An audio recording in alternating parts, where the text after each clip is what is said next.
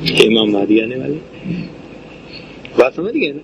اچھا، دو طرح سے اندازہ ہوتا ہے کہ وہ آنے والے ہیں. چلو کیا بتانا ہے. کافی دیر ہو گئی، آپ لوگ دعا کر دیتے ہیں. چلو آپ لوگ گھر جائیں اور آرام کریں ہیں، اپنی اپنی جگہوں پہ جائیں. آپ بھی کہیں گے کہ چلو 2-3 دن چھٹی مل گئی تھی، آج پھر کہیں سے نازل ہو گئے.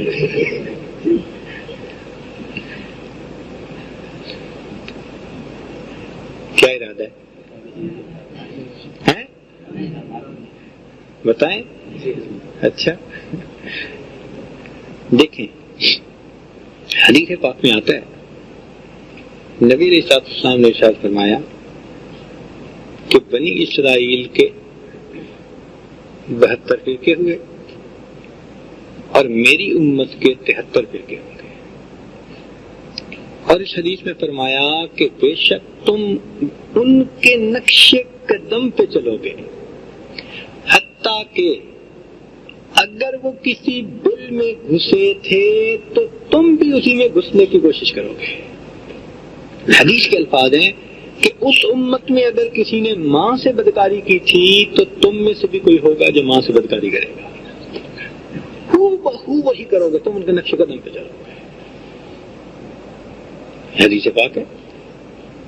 اس کا مطلب یہ کہ جو ان کے ساتھ پیش آیا وہی کچھ ہمارے ساتھ پیش آئے. اچھا، اب ان کے ساتھ کیا پیش آیا؟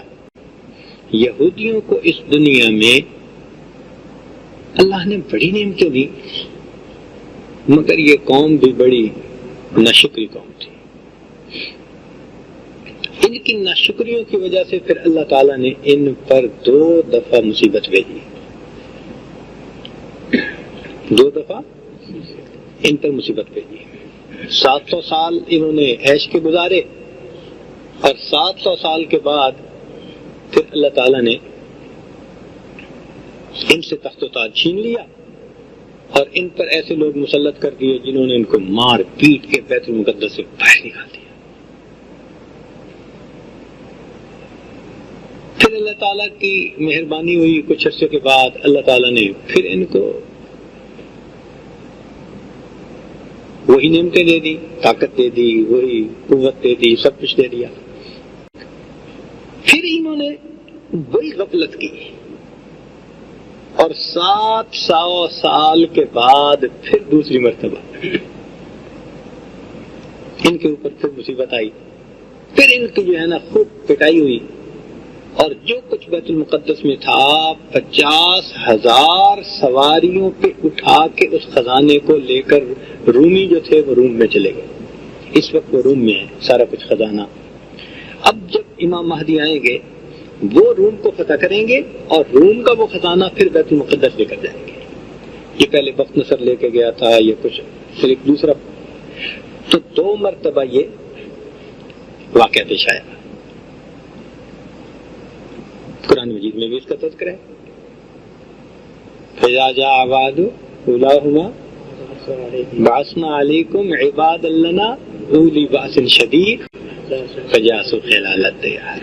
دیکھا تو قرآن مجید میں بھی اس کا تذکرہ. تو ان پر ذلت کتنی دفعہ آئی؟ ان سے تاج چھین لیا گیا ان کی غفلتوں کی وجہ سے. اب اس کا مطلب یہ ہے کہ پیٹرن ہمارا بھی وہی بننا ہے. پیٹرن کس کو کہتے ہیں انگریزی میں؟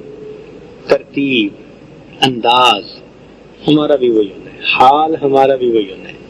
چنانچہ اگر آپ غور کریں تو امت مسلمہ پر پہلی مرتبہ جو ذلت آئی من حیث الامہ وہ 7ویں صدی ہجری میں اس وقت آئی جب تاتاریوں نے ان سے تخت و تاج چھینا اور ایک دن میں 4 لاکھ مسلمانوں کو قتل کیا اور پوری دنیا میں مسلمانوں کے پاس کہیں حکومت نہیں تھی. ختم.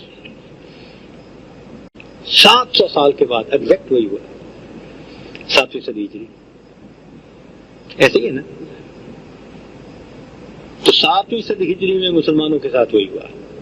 اتنا مسلمانوں کے اندر اس وقت کمزوری تھی، ضعف تھا کہ ایک تاتاری عورت نے مسلمان مرد کو کہا خبردار جو یہاں سے ہلا، تو اس پہ اتنا خوف تھا کہ وہ وہیں کھڑا رہا. وہ گھر گئی، چھری لے کے آئی اور اس بندے کو قتل کر دیا. اور مسلمانوں کا حال یہ تھا کہ تاتاری کسی شہر جانا چاہتے تھے نا تو وہ پورا شہر ہی خالی کر کے چلے جاتے تھے.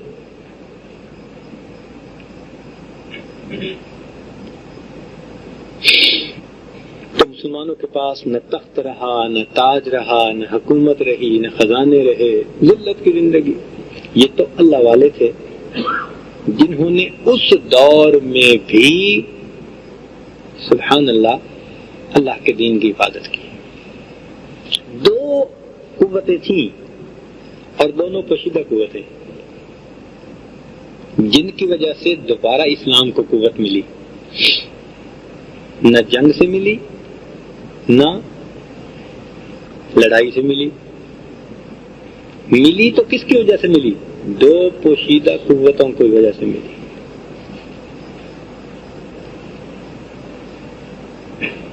ہوا یہ کہ تاتاری 30 سال گزرنے کے بعد اسلام لے آئے اور انہوں نے اپنے اسلام کا اعلان کیا، اور اس کے بعد پھر اللہ نے دوبارہ تخت و تاج مسلمانوں کو عطا کر، چونکہ وہی مسلمان بن گئے تھے جو تاج چھیننے والے تھے. مگر ان کے مسلمان بننے میں دو خاموش قوتیں تھیں. چلیں اب آپ بتائیں کون کون سی تھیں. ایک تو آپ بتا لیں گے، ایک نہیں بتا پائیں گے.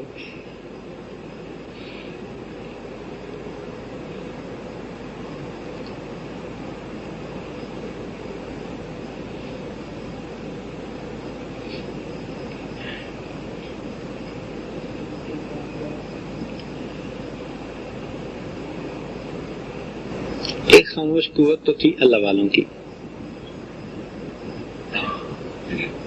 کہ جنہوں نے تاتاریوں کے دلوں پہ توجہات ڈالیں، ان پہ اثرات ڈالے، اور ان اللہ والوں کی وجہ سے یہ تاتاری دین کے قریب ہوئے. ایک بزرگ تھے احمد دربندی رحمۃ اللہ علیہ. دربند ایک شہر تھا، وہاں رہتے تھے. تو تاتاریوں نے وہاں داخلے کا ارادہ کیا، سارے شہر کے لوگ شہر خالی چھوڑ کے چلے گئے. لیکن احمد دربندی رحمۃ اللہ علیہ اور ان کا ایک خادم وہ مسجد میں آرام سے بیٹھے رہے، اپنا ذکر مراقبہ اللہ اللہ. نقشبندی بزرگ تھے. جب تاتاری آئے اور انہوں نے پورے شہر کو خالی دیکھا تو جو شہزادہ تھا نا کمانڈر، اس نے کہا کہ دیکھو ہماری کتنی دہشت ہے، کتنی ہماری جو ہے نا وہ بہادری ہے کہ دشمن شہر ہی چھوڑ کے چلا گیا. پھر اس کو رپورٹ ملی کہ جناب پورا شہر تو خالی نہیں ہوا، 2 بندے ابھی بھی ہیں. اس کو تو غصہ آیا، اس نے کہا پکڑ کے لاؤ، پیش کرو. چنانچہ پولیس آئی اور احمد دربندی رحمۃ اللہ کو ہتھکڑیاں لگائیں، اور ان کے خادم کو بھی، اور ان کو بادشاہ کے سامنے. وہ جو کمانڈر تھا ان کا بادشاہ زادہ، اس نے کہا کہ جب سب نکل گئے تم کیوں نہیں نکلے؟ میں کوئی اپنے گھر میں تو نہیں تھا، میں تو اللہ کے گھر میں تھا. میں کوئی اپنے گھر میں تو نہیں تھا نا، میں تو اللہ کے گھر میں تھا. اس نے کہا پھر اب تمہیں اللہ بچائے گا؟ کہاں میرا اللہ مجھے. انہوں نے جب اللہ کہا نا تو اللہ کے کہنے سے وہ ہاتھ کی جو زنجیر تھی نا، ہتھکڑی، وہ ٹوٹی اور نیچے گری. جیسے ہی وہ نیچے گری نا تو اس شہزادے کے دل پہ ایک روب طاری ہو گیا. وہ سمجھ گیا کہ یہ کوئی عام شخصیت نہیں ہے. چنانچہ اس نے کہا اچھا ٹھیک ہے، آپ کو میں یہاں رہنے کی اجازت دیتا ہوں. بہانہ بنا لیا، وہ وہاں رہنے لگے. اب یہ شہزادہ چونکہ متقد ہو چکا تھا دل سے، یہ رات کے اندھیرے میں کبھی کبھی ان کو ملنے آتا. حضرت اس کو نصیحت بھی کرتے، اس پر توجہات بھی دیتے. ایک دن حضرت نے اس کو بتا دیا کہ ایک وقت آئے گا کہ تجھے حکومت ملے گی، تو بادشاہ بنے گا. اس نے کہا جی اچھا، میں وعدہ کرتا ہوں کہ اگر مجھے حکومت ملی تو میں اسلام قبول کر کے اپنے اسلام لانے کا اعلان کر دوں گا. اب اگر کروں تو میرے اوپر والے کافر ہیں، وہ مجھے قتل کر دیں گے. تو مجھے اپنی جان بچانی ہے.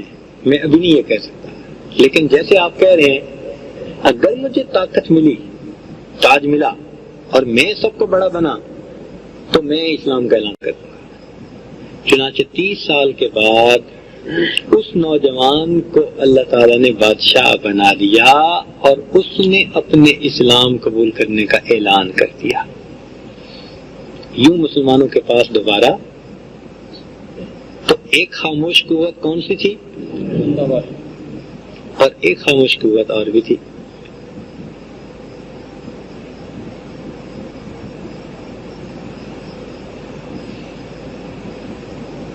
بولے وہ خاموش قوت تھی مسلمان عورتوں کی. مسلمان عورتوں کی. تاتاریوں نے جب ملک و سلطنت پہ قبضہ کیا تو انہوں نے مسلمانوں کی جتنی نوجوان عورتیں تھیں سب کو اپنے گھروں میں آباد کر لیا، بیویاں بنا لیا.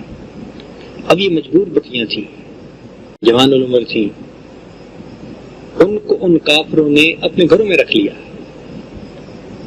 مگر یہ دل سے تو مسلمان تھی، ایمان والی تھی، اور ایمان ان کے دل میں بڑا پکا تھا. الا من اکرہ وقلبہ مطمئن بالایمان. وہ مجبور تھی، معذور تھی، مگر دل ان کا ایمان پر جمع ہوا تھا. تو انہوں نے ان کے گھروں کو بسایا، ان کی اولادوں کی ماں بنی، مگر اپنے اخلاق و عادات کو انہوں نے نہیں چھوڑا، بلکہ اپنی خوش خلقی سے، اپنے فہم سے، اپنے عادات سے، خدمت سے انہوں نے اپنے خامدوں کے دل کو رام کر لیا. چنانچہ تاتاری نوجوان جو تھے وہ مسلمان عورتوں کے اخلاق سے بہت متاثر ہوئے. یہ بڑی اچھی عورتیں ہیں، اتنا حسن سلوک ان کے اندر، اتنی خامن کی خدمت ان کے اندر، اتنا یہ اچھی ہیں، اتنا یہ فلاں ہیں. چنانچہ انہوں نے ان عورتوں کو گھروں کے اندر فل آزادی دے دی. جب بندہ بیوی سے خوش ہوتا ہے تو گھر میں پھر اسی کی چلتی ہے. تو یہی حال ان مسلمان عورتوں کا ہوا. چنانچہ ان مسلمان عورتوں کو جب گھر میں کھل کے رہنے کا اختیار ملا تو انہوں نے اپنے بچوں کو دین سکھانا شروع کر دیا. ہر گھر ایک خاموش مدرسہ بن گیا. بغیر دین کا نام لیے اسلام کی ان بیٹیوں نے دین کا کام کرنا شروع کر دیا. نبی علیہ السلام کی سنتوں کو بچوں میں زندہ کرنا شروع کر دیا، آداب کو، اخلاق کو، تعلیمات کو ان کے اندر زندہ کرنا شروع کر دیا. یہ وہ نسل تھی جو 30 سال کے بعد، جنریشن گیپ کو ہوتا ہے نا، وہ 30 سال کا ہوتا ہے، کہتے ہیں نا جی اگلی نسل. تو یہ وہ نسل تھی جو ان مسلمان ماؤں کی گود میں پلی اور بالآخر 30 سال میں انہوں نے اپنے اوپر والوں کا بوجھ خود اٹھا لیا اور اوپر والے بوڑھے ہو کے پارے ہو گئے. یہ وہ نسل تھی جن کو ادھر ماؤں نے تیار کیا تھا اور ادھر اللہ والے نے وقت کے حاکم کو تیار کیا. تو حاکم نے جب اعلان کیا ان بچوں نے فوراً دین کو قبول کروا لیا. ہے ایاں شورش تاتار کے افسانے سے، پاسباں مل گئے کعبے کو صنم خانے سے. آج لوگ پوچھتے ہیں یہ صوفی لوگ کیا کرتے ہیں؟ بتاؤ نا بھائی، تاتاریوں سے کس نے تاج لیا؟ تمہاری تلواروں نے؟ تم نے قوت بازو سے اپنے جو ہے نا وہ تاج کو واپس لیا تھا؟ نہیں. تو کیسے لیا؟ اللہ والوں کی باطن کی قوت نے، مسلمان بیٹیوں کی حیا اور پاک دامنی کی زندگی نے، اچھے اخلاق نے بالآخر اسلام کو دوبارہ یہ عزت عطا فرما دی. تو بہرحال یہ تو تفصیل درمیان میں آ گئی. تو بات کرنی یہ تھی کہ مسلمانوں کو پہلی ذلت کتنے عرصے کے بعد ملی اور اب اس کے بعد کتنا عرصہ گزر گیا؟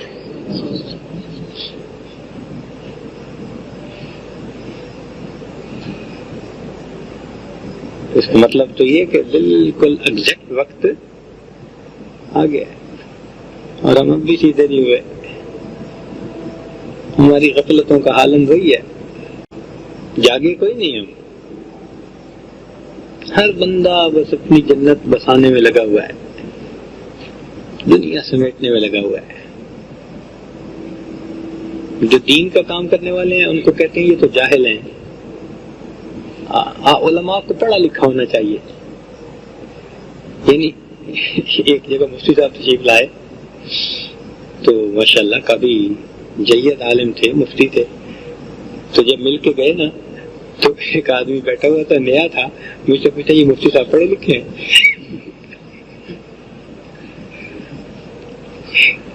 خیر اس کی تو میں نے مٹی پلید اچھی طرح کی، لیکن حیرت مجھے اس بات پر ہوئی، اندازہ لگاؤ کہ میں کہہ بھی رہا ہوں مفتی صاحب ہیں، مفتی صاحب چلے گئے، اچھا مفتی صاحب آپ تشریف لے جائیے، تو مجھے پوچھتا یہ مفتی صاحب پڑھے لکھے ہیں. یعنی عقل سوچ اتنی الٹی ہو گئی کہ آج پڑھے ہوئے دین پڑھے ہوئے بندے کو لوگ ان پڑھ سمجھتے ہیں، اور جو دنیا کے پیچھے بھاگنے والا ہو اور ٹکٹ جانتا ہو اس کو سمجھتے ہیں کہ یہ پڑھا لکھا ہے. تو سدھرے تو ہم اب بھی نہیں نا. اور پھر 7 سال گزر گئے. اس کا مطلب یہ ہوا کہ دوسری باری اب قریب ہے. اب چونکہ دوسرے باری قریب ہے تو اس کا منظر اب سج گیا ہے. اب آج ہو، کل ہو، پرسوں ہو، جب ہو اللہ جانے، ہمیں کیا پتا. ہمارا دماغ ایسا نہیں کہ ہم کیا پہ لگائیں، لیکن اتنا پتہ لگتا ہے کہ کچھ ہونے والا ہے. کیا ہونے والا ہے؟ کچھ ہونے والا ہے. اس لیے کہ ہم غفلتوں سے باز نہیں آ رہے.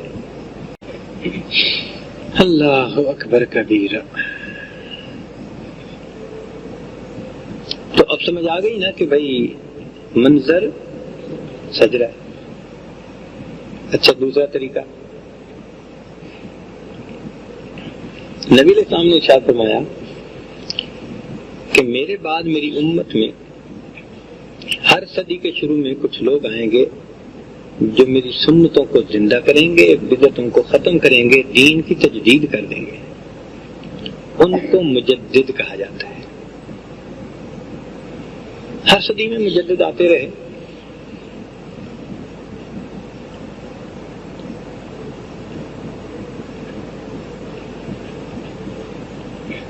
جن کی وجہ سے اللہ تعالیٰ نے مختلف مواقع پر دین کو زندہ کیا. جیسے رسول آتے رہے نا پہلے، ایسے ہی ہر 100 سال کے اندر مجدد آتے رہے. پھر جیسے رسولوں میں اولو العزم رسول آئے تو ان مجدد حضرات کے اندر بھی بڑے مجدد بھی آئے کچھ عرصے کے بعد. مثال کے طور پر اگر آپ غور کریں تو 5ویں صدی ہجری میں شیخ عبدالقادر جیلانی رحمۃ اللہ علیہ تشریف لائے. 6 صدی کا شروع، 5ویں ختم ہو گئی، اور وہ بڑے مجدد تھے. ان کے بارے میں کتابوں میں لکھا ہے کہ لاکھوں لوگ دین پر آئے اور انہوں نے توحید پر لوگوں کو جمع کر دیا. اور ایسا اللہ نے ان کو درس دیا نا، اس کی قوت دی تھی کہ ایک مرتبہ انہوں نے اللہ کے جلال پر بیان کیا تو 15 جنازے مجمع میں سے اٹھے اور قبرستان لے جانے کے 15 جنازے اٹھے. ایسی توجہ تھی، بڑے عجیب حالات.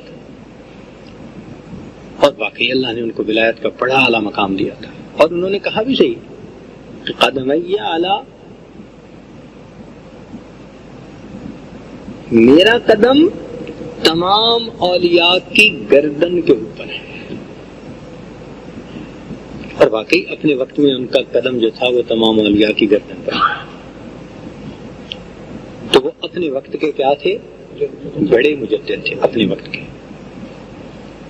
پھر مزید 500 سال گزرے تو 5 اور 5 تو 10ویں صدی ہجری جب ختم ہوئی تو 11ویں کے شروع میں ایک بزرگ پیدا ہوئے جن کا نام تھا احمد سرہندی، اور ان کو کہا گیا مجدد الف مجدد ثانی.